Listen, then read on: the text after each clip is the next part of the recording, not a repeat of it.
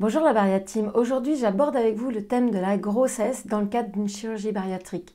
Alors peut-être que vous êtes déjà opéré ou peut-être que vous êtes dans un parcours de chirurgie et que vous vous posez la question de comment ça se passe quand on veut avoir un enfant. Est-ce que le fait d'avoir eu une chirurgie bariatrique ça complique le suivi de la grossesse? Est-ce qu'il y a des points qui sont importants à surveiller quand on est enceinte, quand on veut avoir un enfant? Est-ce que ça facilite ou non la fertilité? Donc toutes ces questions, je vous propose de les aborder. Et aujourd'hui, j'ai le plaisir d'accueillir Pauline qui a accepté de témoigner sur sa grossesse après son bypass. C'est tout de suite.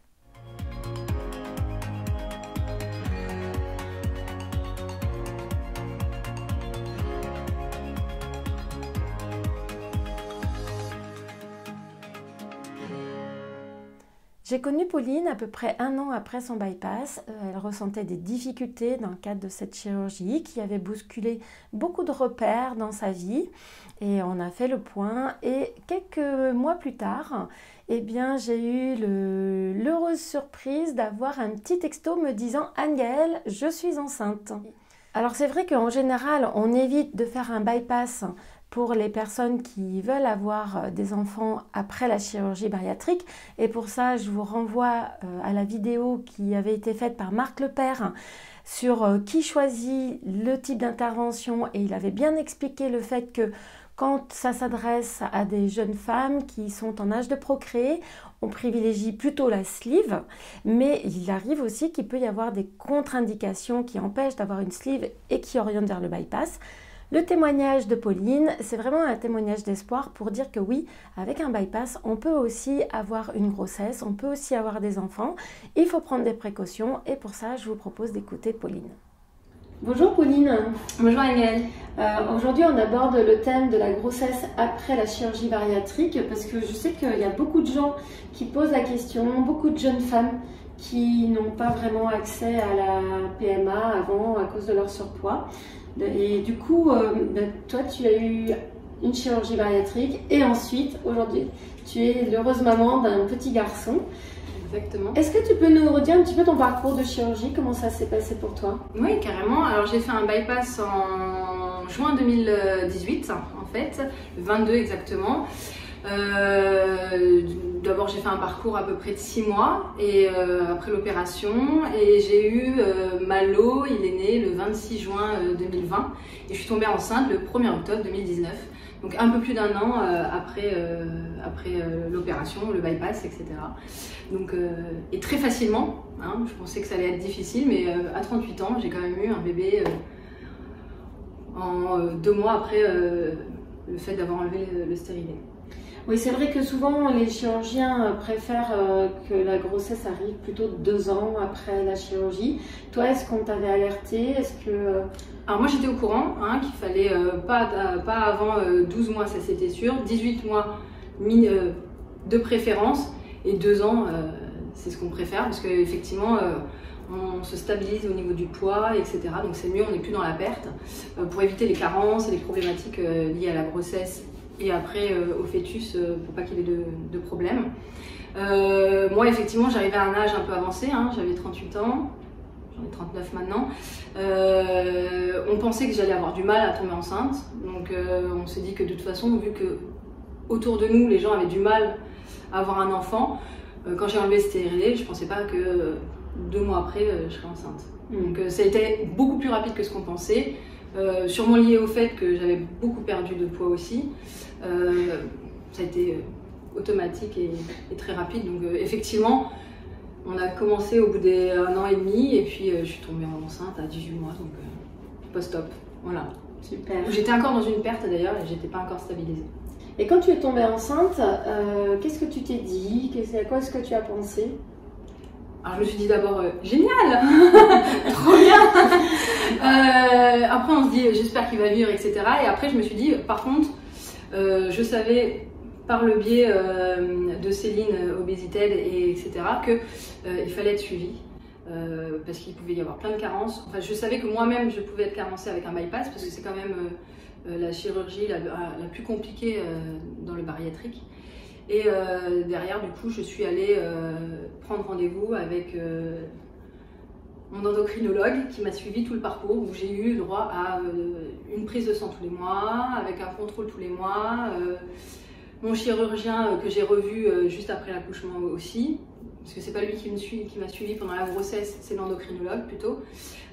Effectivement, ma gynéco, elle aussi, elle était plus favorable à ce que je sois suivie de côté, parce qu'elle savait que j'avais eu une chirurgie, je ne m'étais pas cachée, et elle préférait que pour le fœtus, il n'y ait pas de problématique. Parce qu'il peut y avoir plein de problèmes en fait si on n'est pas bien suivi pendant la grossesse. C'est un petit peu le problème de beaucoup de femmes enceintes après une chirurgie, c'est que derrière elles ne sont pas suivies. Quels sont les risques auxquels dont on t'a prévenu justement? Tu parlais de carence. Qu'est-ce que toi tu as retenu comme point important dans ce suivi particulier?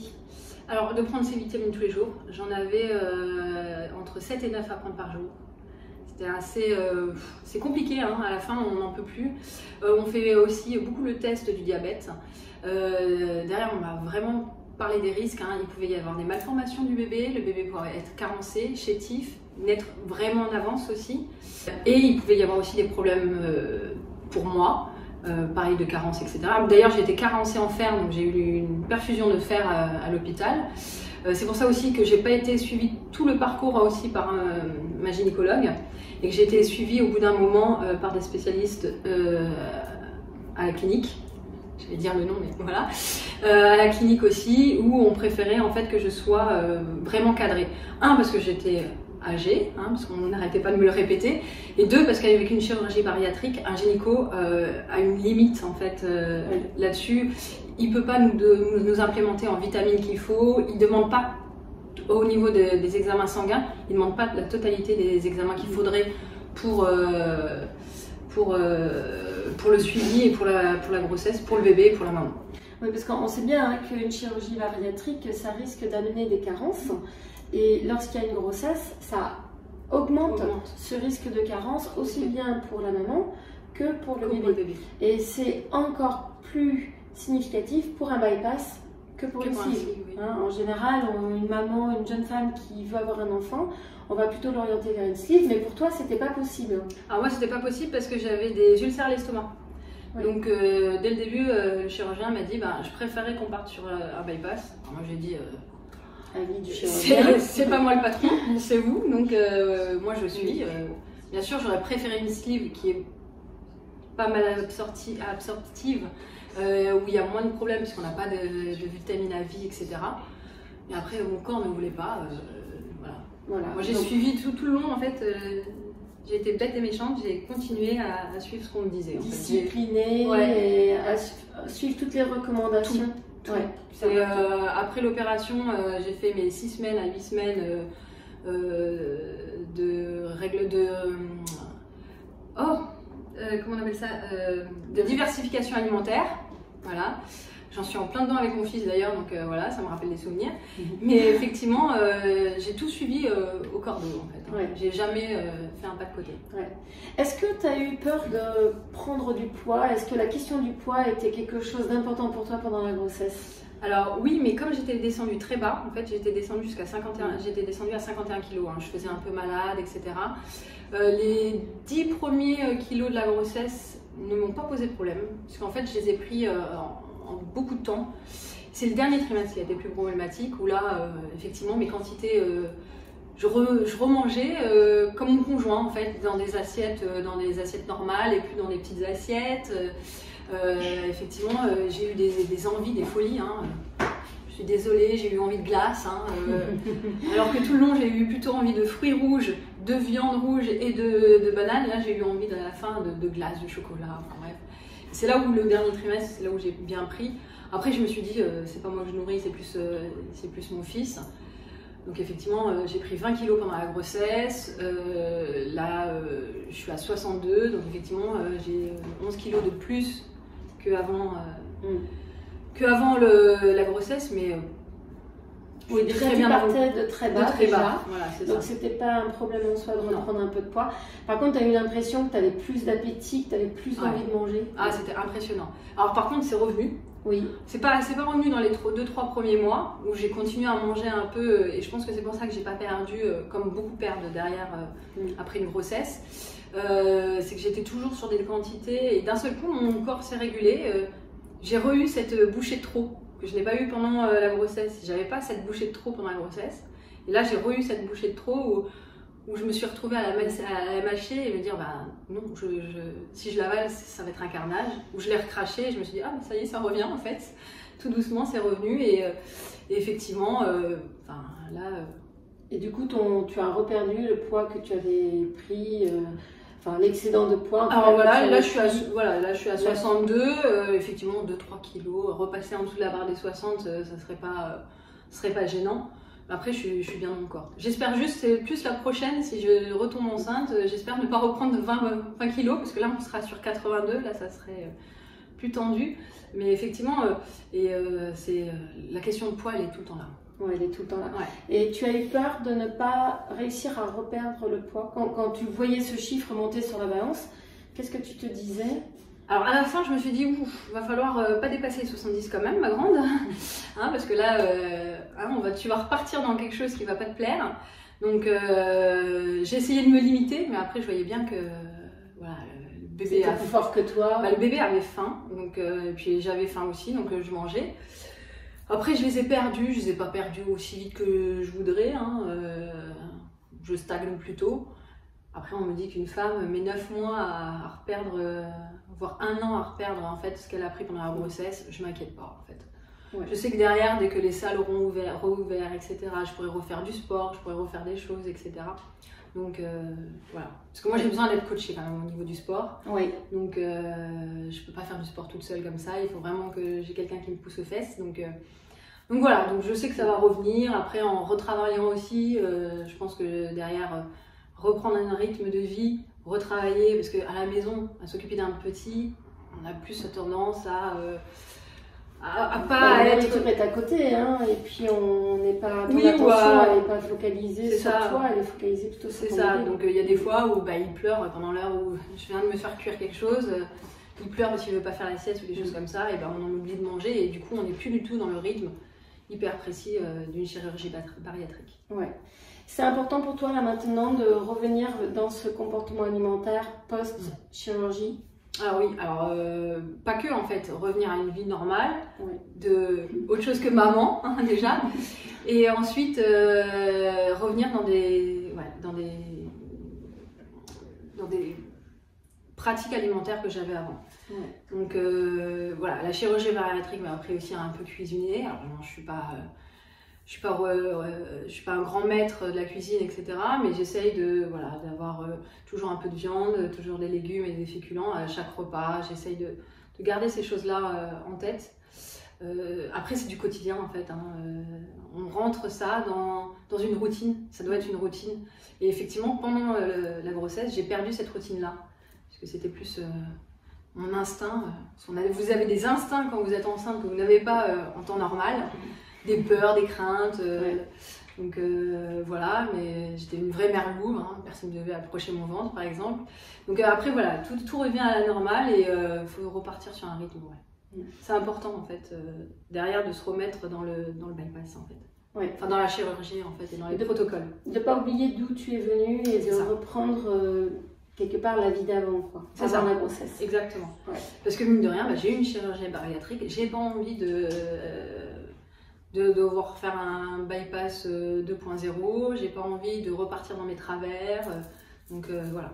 Donc j'avais aussi ce défaut-là hein, pendant la grossesse, c'est que j'avais faim la nuit, pourquoi je ne sais pas, mais je faisais des insomnies de 4-5 heures d'affilée, donc en pleine nuit de 2h à 5h du matin ou de 2h à 6h du matin, il n'y a rien à faire, il n'y a rien à la télé, chasse et pêche c'est pas trop mon truc, et puis votre conjoint il dort, vous pouvez pas faire le ménage, vous pouvez rien faire, donc effectivement... vous clignotez quoi, voilà, c'est ça. Donc, et puis ça, c'est à repère et à reprendre un rythme normal en fait. Ouais. Quels seraient les conseils que tu aimerais donner à quelqu'un, à une jeune femme qui a envie d'avoir un bébé qui a eu une chirurgie bariatrique, quelle qu'elle soit, sleeve ou bypass. Toi, qu'est-ce que tu as envie de leur conseiller à ces mamans, ces futures mamans? Alors, le conseil de attendre, c'est important, je pense, parce que je vois beaucoup de femmes sur les réseaux sociaux qui tombent enceintes au bout de 2 mois ou après une chirurgie.